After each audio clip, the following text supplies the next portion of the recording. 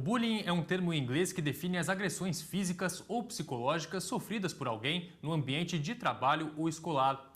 Este é o assunto do programa Saiba Mais de hoje e por isso a gente recebe o professor de Direito e advogado, Dr. Paulo Fernando Melo. Ele que vai conversar um pouquinho mais com a gente sobre esse assunto. Doutor, muito obrigado pela presença, por aceitar o convite de vir até o Saiba Mais. Uma satisfação estar aqui para falar de um assunto tão recorrente na nossa sociedade de hoje. Certo. Para a gente iniciar, uma pergunta talvez das mais objetivas. O bullying é um crime? No nosso ordenamento jurídico, infelizmente, o bullying não é capitulado ainda como crime, porque a nossa legislação, nosso Código Penal, data de 1940. Há determinadas correntes, inclusive, que são contrárias, que tornem o bullying uma contravenção, um crime, preferindo que tenhamos uma legislação, um ordenamento, apenas na questão da prevenção ao bullying nas escolas. Certo. Quais são as sanções para quem comete essas agressões físicas ou psicológicas? Bem, na verdade, já decisões reiteradas de alguns tribunais no aspecto cível, ou seja, a família daquele aluno, por exemplo, que sofreu bullying pode entrar com ação de indenização, utilizando-se, inclusive, como parâmetro, o Código de Defesa do Consumidor, a relação de consumo, ou seja, a escola como prestador de serviço e o aluno como consumidor. Então, já há algumas decisões nesse sentido. Não só os pais do aluno agressor são responsabilizados, mas também a escola. Certo. Em casos de agressões físicas, há algum tipo de sanção, vamos dizer assim, mais rígida para esses agressores? Bem, aí no caso, nós temos a legislação penal, no caso o artigo 129, que fala, inclusive, da questão do constrangimento, ou se for as vias de fato, aí sim temos todo um procedimento penal. Para a gente separar um pouquinho, primeiro a questão da escola. Na escola, ela pode ser responsabilizada, não só o agressor, mas também a escola. Como que fica essa situação, já que o senhor falou que ela é uma prestadora de serviço? Exatamente. A escola ela tem responsabilidade em relação aos seus educandos. Então, se ela foi omissa, se ela não tomou providências ou foi conivente, ela pode também ser responsabilizada, inclusive, com o pagamento de indenização. Certo. No trabalho é um pouco diferente? Nós também temos algumas decisões em relação ao bullying, né? No aspecto do trabalho, principalmente o chamado bullying psicológico, em que as pessoas são constrangidas, as pessoas são humilhadas pelos colegas, porque o bullying tem uma característica. Primeiro, que tem que ser em público. Segundo, de maneira repetida. E, principalmente, se aquela pessoa sofre o constrangimento, sofre uma humilhação, né? Que é bem diferente, por exemplo, do assédio sexual, que já é outro departamento. Certo. O senhor falou em assédio sexual. O bullying, ele se assemelha muito à questão do assédio moral no ambiente de trabalho? Exatamente, porque, na verdade, a pessoa que sofre o bullying são pessoas, geralmente, com baixa estima. Então, nós temos três participantes, o autor do bullying, a vítima e os terceiros, que agem de uma maneira passiva, as testemunhas. E, muitas vezes, as testemunhas que fazem fofocas, que riem, que zombam, muitas vezes colocam nas redes sociais e acabam difundindo ainda mais essa agressão. Certo. Nos estados já há legislações que tratam desse assunto ou em âmbito federal? Como que as autoridades estão lidando com essa situação? Bem, no Senado Federal há um projeto que fala dessa campanha de prevenção e combate ao bullying, né? Na Câmara dos Deputados há um projeto tipificando como crime, mas já temos legislações municipais, por exemplo, no município de São Paulo e também estaduais, Santa Catarina, que fala sobre a prevenção do combate ao bullying nas escolas, que é um caminho mais adequado do que uma legislação federal penal. Certo. Agora, o que as vítimas podem fazer diante de uma situação em que elas se sintam constrangidas? Vamos separar novamente na parte escolar. Bem, na verdade, os pais devem ficar atentos, né, à reação dos filhos, se eles estão deprimidos, se eles estão retraídos, se tem alguma alteração no seu comportamento, procurar a escola, muitas vezes procurar também um profissional da área, né, psicológica, muitas vezes precisa, inclusive, de um profissional médico, né, um psiquiatra, quando são casos mais extremos, e, evidentemente, se houver crime, fazer ocorrência policial para que seja apurado. E na questão do trabalho? Na questão do trabalho, observando também se a vítima sofre esse constrangimento do seu superior, aí já tem, obviamente, decisões em relação a isso, do assédio, né?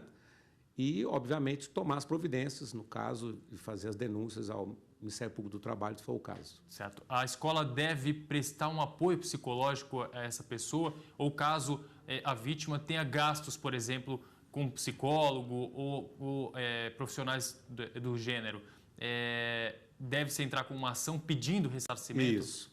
O Código Civil assevera essa possibilidade, né? A pessoa que sofreu dano de outrem e, inclusive, ser ressarcido, ser indenizado em relação a esses gastos ocorridos. Certo. A gente conversou bastante sobre a questão da vítima, sobre o agressor. O que essa escola, por exemplo, pode fazer quanto a ele? Observar se esse autor também tem algum distúrbio, porque às vezes ele o faz no sentido de ter autoridade, de ter inclusive uma soberba, e às vezes esse agressor também precisa de tratamento, então, porque geralmente são crianças, adolescentes. Agora, outro ponto importante é também observar que muitas vezes são coisas da própria juventude, de brincadeiras, né? Fazer uma brincadeira com um colega, isso não é caracterizado como bullying, ou às vezes uma pequena discussão sobre futebol, sobre música, até questões políticas, né? Isso não é caracterizado como bullying. São certo. Coisas normais, até mesmo porque as pessoas têm que estar preparadas para os entraves da vida, que a vida não é um mar de rosas, né? Com certeza. Agora, nessa questão do autor das agressões, na parte escolar ainda, ele pode simplesmente, em um caso maior, em uma proporção maior, pode ser simplesmente expulso daquela escola, dependendo da gravidade daquelas agressões, mesmo que prejudique esse agressor? Na verdade, todas as instituições têm seus regulamentos, têm seus regimentos internos. A expulsão seria um caso extremado. Obviamente, tem que se dar a oportunidade, inclusive, dele se conscientizar, né? Ou seja, observar a questão do respeito ao colega, o respeito aos professores, evidentemente, porque estamos também lidando com futuros cidadãos. E o ambiente escolar serve também para a formação disso. A gente sabe, por exemplo, no âmbito do trabalho, que a demissão é um momento já complicado. Caso ocorra o bullying nesse exato momento em que aquele funcionário é demitido e que haja uma exposição de todo esse assunto, a empresa também pode ser penalizada?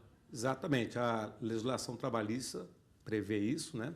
Inclusive a urbanidade, a civilidade entre os empregados.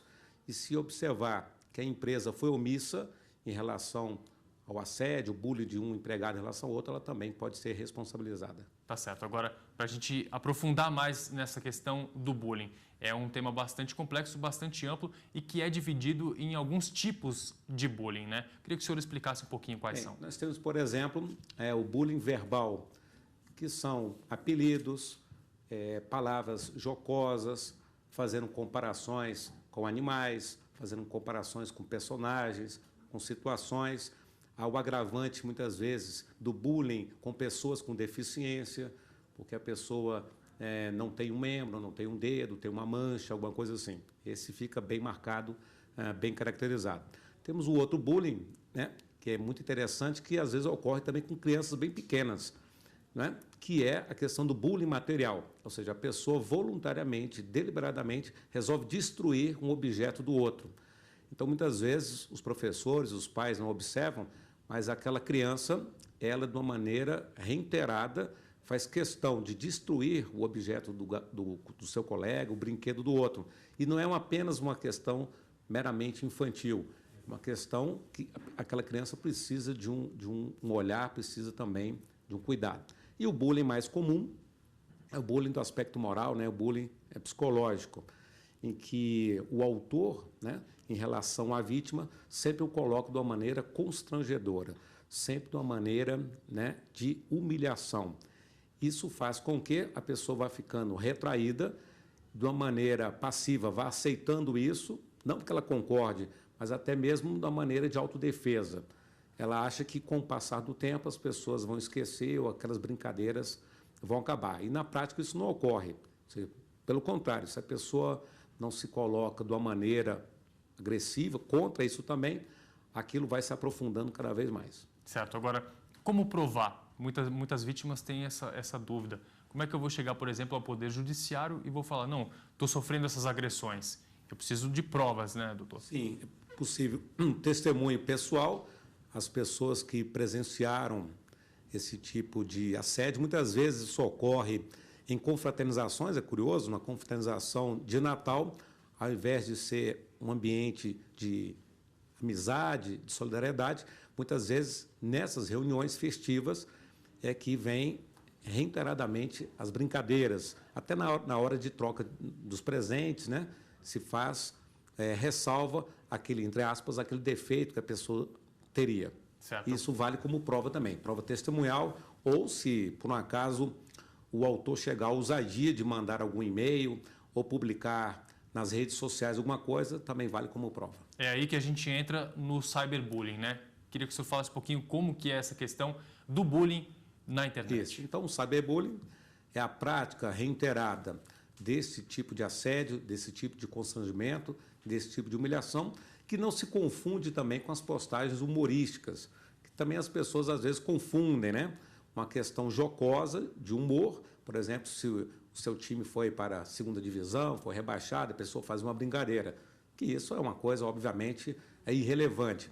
Então, o objeto pontual aí, no cyberbullying, é se a postagem, o seu comentário, ele é objetivo, preciso, conciso, a uma determinada pessoa, numa determinada situação e de maneira reiterada. Ou seja, o cyberbullying tem que ficar caracterizado como algo repetido.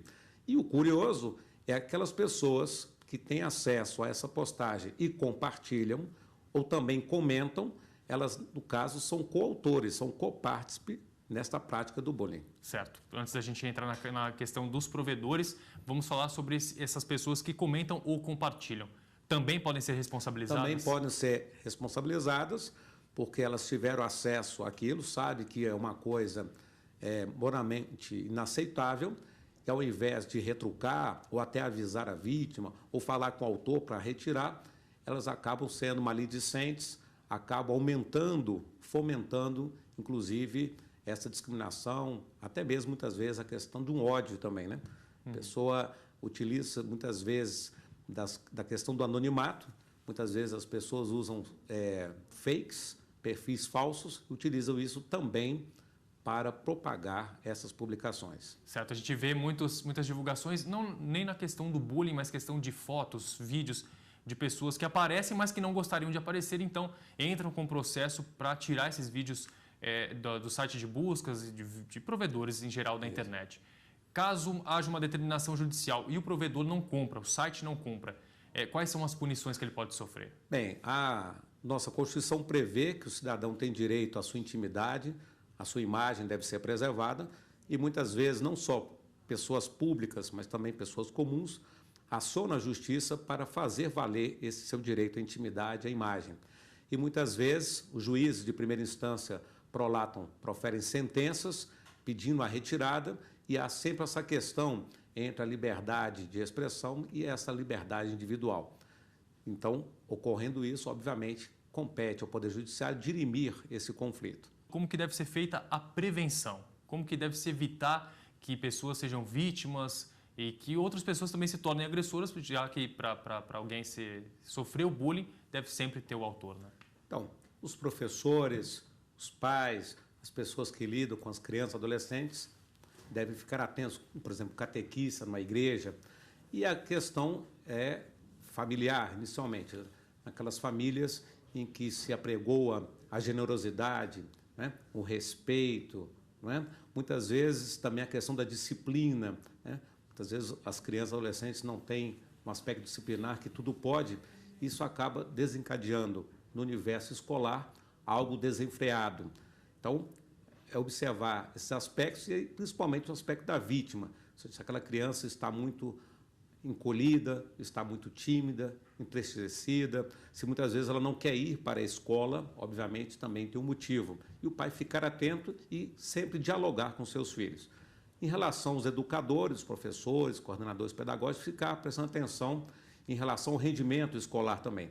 Porque muitas vezes, e já tivemos um caso concreto, a criança tirava sempre notas altas e os colegas, então, de uma maneira invejosa, ficaram fazendo um tipo de bullying para que ele não acertasse todas as questões, ou seja, que ele errasse de propósito as questões. Se ele não fizesse, ele sofria constrangimentos, poderia até apanhar. Então, é ficar sempre atento a comportamento da criança e do adolescente. A gente tratou bastante dessa questão do ambiente escolar e do ambiente de trabalho. A gente sabe que, na maioria dos casos, acontece na escola. E visto que tem muitas crianças e adolescentes, como que a escola deve agir? Qual o papel da escola na prevenção? É sempre no aspecto do diálogo, né? Ou seja, propagar o respeito, propagar a generosidade e, principalmente, ficar atento também às questões do cotidiano. Sabe que nós podemos ter também um bullying, né, de vizinhos. Por exemplo, numa reunião de condomínio, nos comentários no condomínio de um vizinho em relação ao outro pode ser caracterizado também como bullying. Então, muitas vezes, ultrapassa também a questão da escola, chegando ao trabalho e em outros campos da sociedade. Certo. Agora, o que os pais devem fazer, não só no ambiente ali dentro de casa, mas nessa relação com a escola? Devem sempre saber como que está a situação daquela criança, né, no ambiente escolar, né, doutor? Sem dúvida nenhuma. Observar, como eu falei, a questão da frequência, se a criança está faltando a aula, se ela chega atrasada de propósito, se ela inventa desculpas, né? Observar como é que é o convívio dela em relação aos seus colegas de classe e principalmente o diálogo, né? O pai conversando com o seu filho, com a sua filha, vai observando se tem alguma coisa de errado na escola ou não.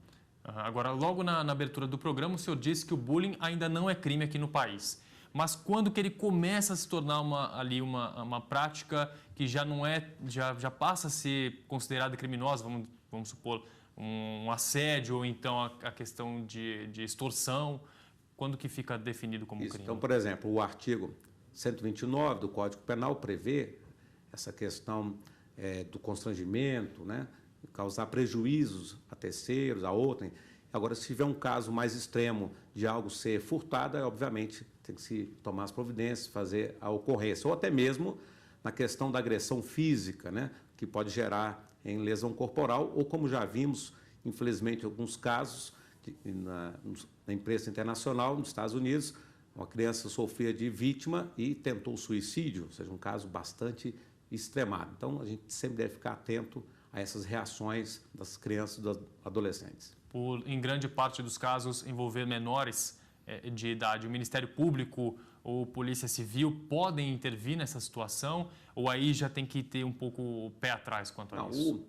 O artigo 226 da Constituição diz que compete à família, à sociedade ou ao Estado, né, assegurar a melhor educação da criança ou adolescente. Então, todos os agentes estão envolvidos, né, até mesmo o Conselho Tutelar pode ser acionado algumas vezes, né, o Ministério Público e, obviamente, se ocorrer algo de maneira penal, pode ser feita, inclusive, uma ocorrência policial na delegacia. Certo. E de que forma que a vítima ou a família da vítima devem buscar a justiça? Devem ir primeiro com um advogado ou devem ter aquele laudo de que a criança está sofrendo com aquilo? Há uma previsão também, muitas vezes pode ser contratado um técnico, um perito, para aferir se realmente houve esses danos psicológicos, procurar um profissional, né? E, obviamente, constituir um advogado da área e, obviamente, requerer, no âmbito da justiça, a sua indenização e reparar este dano, que muitas vezes, se não for feito logo no início, pode causar danos para o resto da vida daquela pessoa. É uma situação em que a gente percebe que deve haver um engajamento de todo mundo, né, doutor? Sem dúvida nenhuma, porque as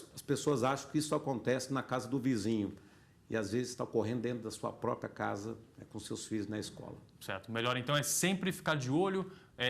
O melhor remédio é a prevenção? É a prevenção, não é? E, principalmente, o diálogo. Os pais que conversam com os filhos, né, podem perceber se está ocorrendo algum problema na escola. Tá certo. Dr. Paulo Fernando Melo, falando um pouquinho mais sobre o bullying. Obrigado pela participação, por aceitar o convite de vir aqui até o Saiba Mais. Ok, estamos à disposição. Muito obrigado. Tá certo. O Saiba Mais de hoje fica por aqui. Até a próxima.